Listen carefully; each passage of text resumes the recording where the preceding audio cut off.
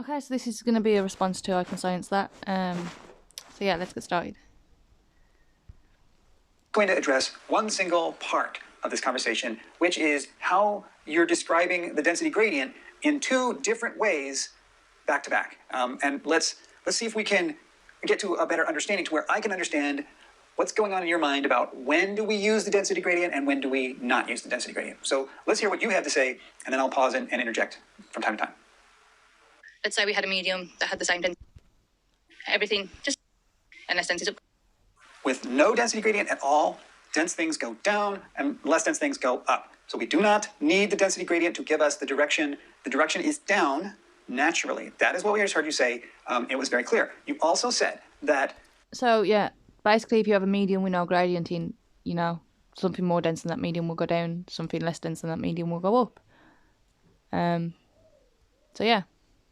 When those things moved down, it's based on the medium basically. That created the density gradient. So that much was very clear, and I can run with that. Yeah, because obviously if you have no gradient and then you put something more dense in that medium, obviously that's going to go down because it's more dense than the medium. And obviously if you put something less dense in that medium, it will go up because it's less dense than the medium. So that ends up forming a gradient. So yeah. Understand that dense things go down, light things go up. That creates a density gradient, and now we have a density gradient.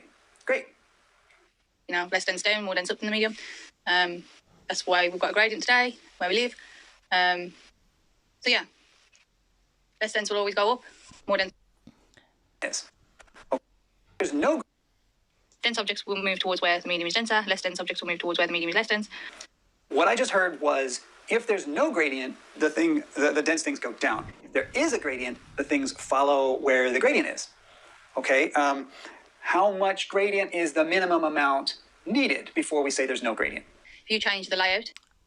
So I couldn't tell you that. I don't know the answer to that. But what I do know is that obviously when we have the car like smarter every day and you put a helium balloon in it, that ends up changing where the denser air is and where the less dense air is because, it's in a container and they're accelerating that. So basically, because the container's moving faster than what the air's moving, the air lags behind, you end up with a gradient inside that container. Obviously you need a container for the pressure differential for the gradient. Without the container it won't work. So yeah, that's why I say acceleration is not the cause, because you still need a container with acceleration in order to have that effect happen. But the helium balloon ends up moving towards in the direction basically of acceleration in the car.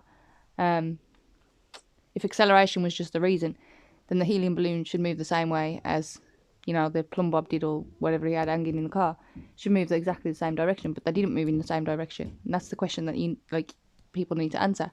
Why did the helium balloon go forward, but yet the plumb bob or whatever go back? You had acceleration, you had the exact same medium, you had, everything, the same kind of thing, and yet they reacted in two different ways. Why did they react in two different ways? Because obviously, accelerating the container ended up with the air lagging behind. So you ended up with more dense at the back and less dense at the front. And what is the helium balloon? Less dense, so it went towards the less dense. And what is the plumb bob? More dense, so it went where the more dense is. You say that's due to acceleration and that. But it's not, it's due to the medium. So basically, if you took out that medium and you did it in a vacuum, then, the helium balloon's not going to go forward while the plumb bob goes back, right? So therefore, it is the medium. It's not just the acceleration. The medium is the cause, because if you took away that medium, you're not going to get the helium balloon to go forward in the direction of acceleration and get the plumb bob to go in the opposite direction. That's not going to happen. So obviously that is evidence that it is the medium that's the cause, and not the acceleration, because the acceleration, didn't change, and yet the objects went in different directions. And if you did this in a vacuum, you'd get a different result. Again, you won't get the helium balloon to go forward in a vacuum and the plumb bob to go backwards in the vacuum with one acceleration in one direction, right? So therefore the medium is the cause. That's what I'm trying to say. So that you have a gradient going in a different layout, then again, more dense will go towards more dense, less dense will go towards less dense. And this in the car and on the vomit coming. Now, that just sounded like you were saying that the density gradient causes the object to move in a particular way, or it influences the direction the object will move. And this is counterintuitive to what you had said earlier, where you said that dense things want to go down, and that created the density gradient, right? The density gradient did not force the dense things to go down. It was the result of dense things going down. I would like to suggest that you embrace. No, not really. It was the result of the medium. The medium determines the direction. So if you had everything, every single object, and it was less dense than the medium, then there would be no down. It would just literally be everything goes up. But you take away that medium and you have no medium at all, and everything will go down. So it's all dependent on the medium. Embrace the first one, that you say, what if we were to say that the movement of dense things downward, dense things go down, and the movement downward causes the gradient. And when we have some acceleration that creates a sideways gradient, that same acceleration will influence the way. But the acceleration does not cause the sideways gradient. The container does. You can have the acceleration, and without having the container, you're not going to get the same effect. You're not going to get a gradient. The container is the cause of the gradient because of the acceleration. The acceleration of the container is moving faster than the things inside are moving. So therefore they lag behind. The acceleration doesn't actually affect anything inside that container. It's just the fact that the things inside that container are not moving as fast as the container. So then they lag behind. So then you end up with more stuff built up on one side and less stuff built up on the other side. So that's how you end up with the gradient. It's not really the acceleration, it's just the fact that the container is moving faster than what the things inside are moving. The actual acceleration has no impact on the things inside. Like, say you had something in a container and it was completely stationary and it was floating in the middle, levitating in the middle of that container, and then you accelerate that container, say to the left, that's not going to have any impact whatsoever on that thing that's levitating in the middle of that container. And that's what I'm trying to say. The acceleration's not the cause. The container's the cause, and yeah. So the acceleration does not affect anything directly inside that container. It's just the fact that the container is accelerating faster than what the things inside are moving, and therefore things lag behind, kind of thing, creating a gradient. Objects move just like it influences the air. And so what we're seeing is not that the density gradient forces objects to move in a particular way. It is that the density gradient matches the way the objects move, right? What am I saying? I'm saying... No, because like it just says, if we have, let's say we had stationary air, the air didn't move, and the air was just stationary inside a container, and then you accelerated that container, that air is still going to remain stationary inside that container. But the only thing is, because the container is accelerating and those things are, you know, remaining stationary, they end up going to the back of the container, kind of thing, or to the side of the container, because like they're not moving and the container is, so the container kind of catches up with them, kind of thing. So this is what I'm saying. It's not really the acceleration that's the cause, it's the container. Without the container, that wouldn't happen. So yeah. That if an object goes down naturally, which we've agreed that it does, that creates a gradient top to bottom. If objects under the influence of acceleration are wanting to go at some other angle because of the influence of the acceleration, then that will create a density gradient. But it's not because of the influence of the acceleration, it's just because the container is accelerating and the objects are not moving as fast, so then they lag behind. That's what I'm saying. It's not really the influence of the acceleration. The acceleration is not impacting or having any effect whatsoever on the things inside that container. It's just the fact that the container is moving faster than what the things inside are moving, so therefore they end up lagging behind. It's not actually, you know, it's not like the acceleration in one direction is pushing things in another direction. It's just the fact that they are lagging behind. So, you know, that's why you end up with the gradient, kind of thing. Along that same angle. And we'll see that with our helium balloons and our plumb bobs. They will align with that same angle. What if we said that? So I think that would bring us into agreement, and that would give us... Okay, but again, like I said, if we had a vacuum and we had a helium balloon and a plumb bob hanging inside of that vacuum, and then you accelerate that vacuum, is that helium balloon going to go forward and that plumb bob backwards in a vacuum? I don't think so. And that's what I'm saying. It is the result of the medium. It is the result of the, you know, the fact that there's a medium in there. And that gives you the helium balloon going forward while the plumb bob goes backwards. But you take away that medium and you're no longer going to have that same effect. Even though you've got the container, even though you've got the acceleration. Without the medium, you're not going to have the same effect. So it is all, you know, dependent on the medium. That kind of proves it's the medium. It's a system, a very simple explanation that goes and explains all of these observations. All we have to say is that dense things naturally go down, and if you accelerate, dense things go against the acceleration. and that those two effects can be. But dense things do not go against the acceleration. The dense things, like I said, when you accelerate in one direction, they're just lagging behind. They're not actually. It's not the fact that you're accelerating in one direction and then suddenly that acceleration in one direction makes them accelerate in the opposite direction. That's not what's happening. What's happening in my mind, anyway, is that you accelerate in one direction and those things lag behind because you're accelerating faster than what they are moving. So then, obviously, it's not pushing the dense things that way. It's just the fact that they're lagging behind and they can't catch up. So, you know, the acceleration's not having any influence on where these dense and less dense are. It's just the fact that they can't catch up, kind of thing. Like, you know, like for instance, for every action, there's an equal and opposite reaction, right? So let's say that you have an acceleration in one direction. That would mean that basically people would say that there's an equal and opposite acceleration in the opposite direction. But there's not.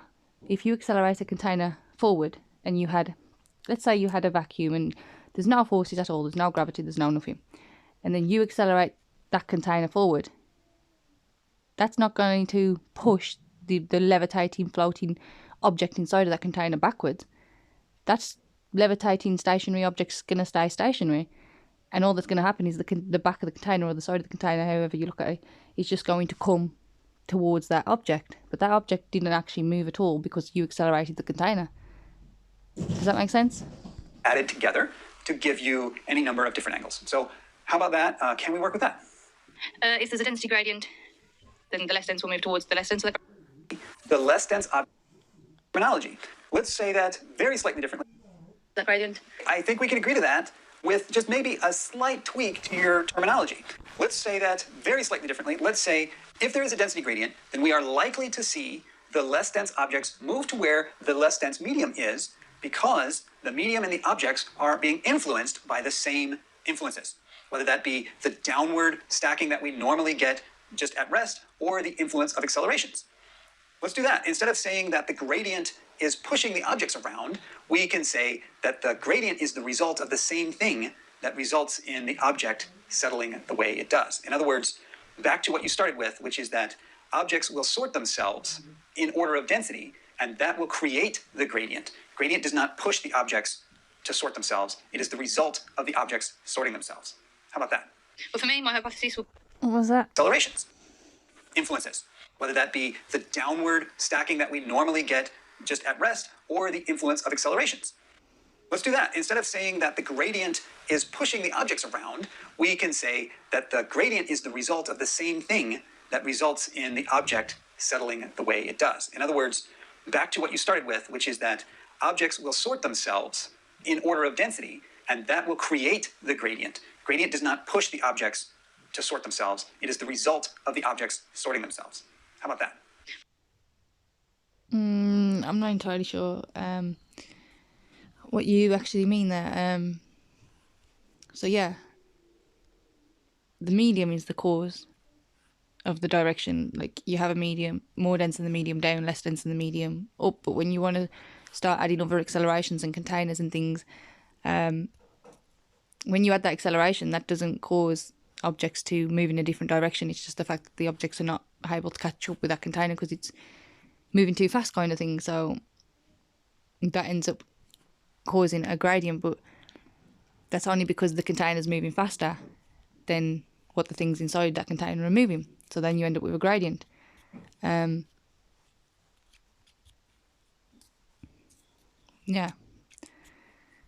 So it's like back to the car experiment, isn't it, with like Smarter Every Day? When you have the helium balloon going forward and then you have the plumb bob going backwards, the plumb bob's moving to where more dense is and the helium balloon is moving to where less dense is. And if you took away that medium, you wouldn't get that same effect. You wouldn't have the helium balloon going one way and the plumb bob going the other way. So yeah, it depends on the gradient and it depends on the medium and it will follow the gradient. So yeah, I'm not entirely sure what to say here. Like, if you'd want to ask it in another way, maybe I'm not understanding exactly what you're trying to say. But obviously, you know, with that car experiment, the helium balloon goes one way and the plumb bob goes the other way. But if you've done that in a vacuum, you know, you got exactly the same acceleration, but you would not get exactly the same result, which proves it's the medium, right? For me, my hypothesis would be... Once more, I'd like you to make a slight amendment to that to just make it clear that the gradient is the result of objects sorting themselves from densest to least dense, and does not actually force the objects to sort themselves. But the gradient is not the cause of least dense to more dense, you know. The gradients come with acceleration anyway in another direction, can have a different cause. It's because the container's moving faster, so they lag behind, which then creates a gradient, you know. So technically, the gradient wasn't formed then by more dense and less dense. It was caused because the container's moving faster and the objects inside cannot keep up with that, or the medium inside cannot keep up with that acceleration, because they're not moving at the same acceleration as the container. So that's why you end up with like a gradient like that. And so, yeah. Along that axis. And when we have a density gradient, we would expect to find objects move along that gradient because the movement of objects in that direction is what created the gradient. If we could just change it to that. The movement of objects in that direction created the gradient. Kind of. I mean, like, if you have a container and then you accelerate it to the left, the movement of the objects inside is kind of what creates the gradient, yes, because they're not able to keep up. Like, say you have a medium of air inside a container and then you accelerate that faster than what the air is accelerating, faster than what the air is moving. Obviously, that air is going to lag behind, so you're going to end up with a gradient. You're going to end up with less dense at the front of the container, like, you know, at the side that it's accelerating, you're going to end up with less dense there. And more dense at the back, but that's just because the air can't keep up, kind of thing. It can't catch the front of the container because it's not going as fast as the front of the container. So that's what ends up causing the gradient in that case. Not the fact that less dense went down or more dense went up. It's the fact that they're not going as fast as the container is. But you take away that container and you're not going to get that same effect. You're not going to get that gradient. And that's what I'm saying. You can't have a gradient. You can't have gas pressure, you know, a pressure differential or a density differential, really, using an acceleration in another direction, like, especially, and still end up with that same gradient, because it doesn't work without a container. Because you need the container in order to build up the pressure differential, because, you know, it's just the fact that the air's not able to catch up with the container, kind of thing, so it lags behind, which then causes a gradient. And that's how the gradient forms then, because of the container accelerating. But without that container, if you still had the acceleration but took like the sides off that container and the roof off that container, kind of thing, you're not going to get the same result. Which is why you need a container for a pressure differential, which is what I'm trying to say. You know, you're not going to get the same result without the container. The container is needed. And then I think we can have total agreement. Great. Hopefully this is fairly short. And let me know if you want to talk about any of the other points right away, and I'll rush short ones out for those. Meanwhile, I'll keep working on the long answer with all of this stuff. Okay. So yeah, hopefully that clears some things up. If not, please feel free to, you know, ask me any other questions or try and rephrase it. But hopefully you understand what I'm saying. Yeah, take care and stay safe.